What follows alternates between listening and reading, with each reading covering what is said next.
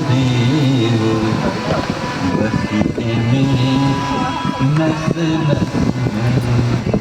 कहते जो ज्ञान हमको गुरुदेव ने पिलाया था वो हम लोगों की नस में बसी हुई है, सब कुछ याद है। कन्हैया ने कहा फिर वो बात भी याद होगी जब हम लोग लकड़ी बीनने के लिए जंगल में गए। सुदामा ने कहा लग रहा ये कुछ मेरी फूल पट्टी खोलने वाले हैं। सुदामा ने कही कि हाँ हाँ भैया खूब पता है, बारात बहुत बारिश हुई थी। लेकिन हाँ बारिश हुई थी, आदमी को कटकटाए थे। अच्छा छोड़ो बाबा छोड़ो, अब क्या बताओ कि तुम्हारी शादी वादी हुई कि नहीं?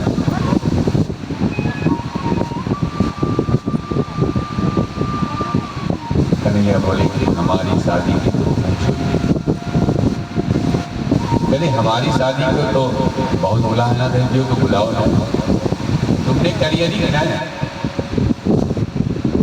हाँ तुमने शादी करी, तो कहे कि शादी लेकिन बुलाओ ना। कन्हैया बोले कि कोई शादी हमारी मुहूर्त पे हुई नहीं। लेकिन कोई शादी का मतलब क्या कई शादी है क्या? हाँ थोड़ी सी है। तो कहे कि अच्छा एक काम करो। कन्हैया बोले कि देखो परिचय करा देते हैं और हम बुला देते हैं सबको, और सबको बुलाने के बाद सबको आशीर्वाद दे दो। सुदामा जी बोले कि हाँ ठीक बुला दो, परिचय भी हो जाएगा और सबसे फिर मिल भी लेंगे। अब कन्हैया ने आवाज लगाई रुक्मिणी, रुक्मिणी आई आशीर्वाद दिया। सत्यवती भव, पुत्रवती भव, गुणवती भव। फिर दूसरी आई सत्यभामा, वो भी आ गई। पुत्रवती भव, सत्यवती भव, प्रियवती भव, सबको आशीर्वाद देना शुरू किया। सत्यभामा आई, कामिनी आई, सत्या आई, सब एक लक्ष्मणा आई, सब आती गई। अब धीरे धीरे करते करते बहुत देर तक जब आशीर्वाद देते रहे तो सुदामा ने भैया कहे भैया बहुत बीच है, कहे बीच तो आवे, कहे मतलब कहे तुम आशीर्वाद दिए रहो। अब आशीर्वाद देते देते अब सुदामा के मुख से जो कह रहे थे पुत्रवती भव, सौभाग्यवती भव, तो अब सब कुछ बंद हो गया।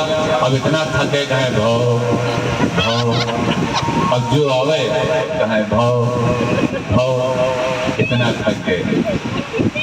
जब हजारन बीत गई तो कहे कन्हैया अब ऐसो करो कुछ और बाकी है क्या? कहीं अभी तो आधु ना भाई।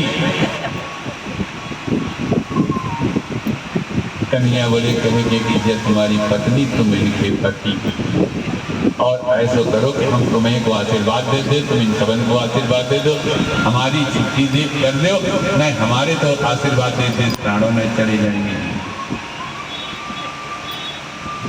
कन्हैया ने कही तुमने झगड़ा कराया, सबको तो बुला बुला के सामने, अब सबको अगर जो बच्ची हैं शेष उनको हम क्या करके आशीर्वाद देंगे तो झगड़ा होएगा कि नहीं होएगा? सुदामा ने कही कि बात को तुम समझ लियो, लेकिन हमारे तो प्राण बच जाएंगे। सुदामा ने कही अच्छा ठीक है, तुम हमें को आशीर्वाद दो।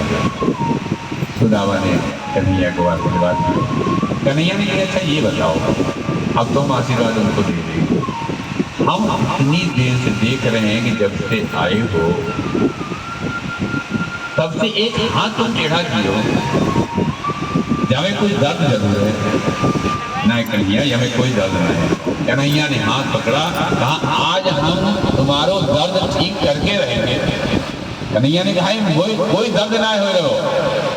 कन्हैया ने कही अब तो मैंने हाथ पकड़ा है, जिसका मैं हाथ पकड़ लेता हूँ उसका दर्द तो बिल्कुल ही ठीक कर देता हूँ, और एक झटका जो मारा तो पोटली।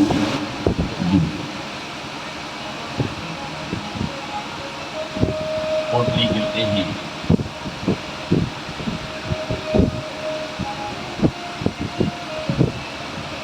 कहा कि अच्छा मित्र, अभी तुम्हारी बचपन की आदत गई है ना, कन्हैया ऐसी कोई बात नहीं है। या मैं 4 घरन की चावल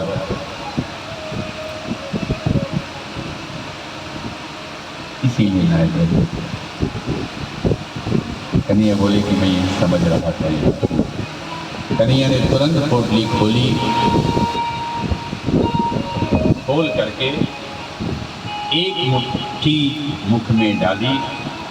कहते हैं इति मुष्टिर सकृत जज्वा द्वितीयं जगदुमालये तावच्छीन गृहे हस्तं तत्परा परमेष्ठितः। एक मुट्ठी में जैसे ही दूसरी मुट्ठी धरी, रुक्मिणी ने हाथ पकड़ लिया।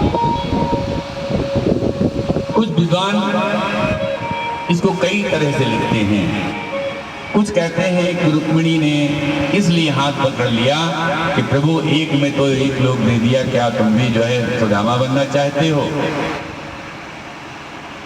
कुछ विद्वान लिखते हैं इसलिए पकड़ लिया कि कच्चे चावल हैं और कच्चे चावल खाने की तुमको आदत नहीं है, अगर खा लोगे तो पेट खराब हो जाएगा।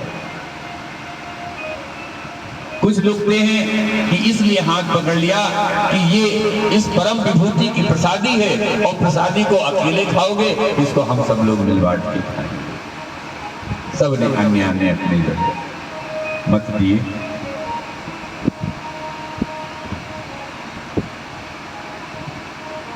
कन्हैया ने कहा कि यदि अगर ये हमारे पास भिजवाया है कुछ उपहार, तो कुछ संदेशा भी दिया होगा। अरे हाँ कन्हैया, वो तो मैं भूल ही गया था, संदेशा भी दिया है। संदेशा क्या दिया?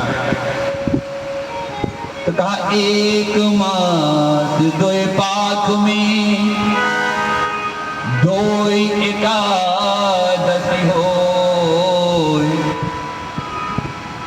तो प्रभु दीन दयाल ने नित प्रतिदीन मोहि। तुरंत द्वारकाधीश ने संदेशा भेजा। कहा जो संदेशा भेजा है उसका जवाब भी दे देता हूं। होनी थी सो हो गई, अब नहीं ऐसी हो। भाभी तेरे घर में नित्य द्वादशी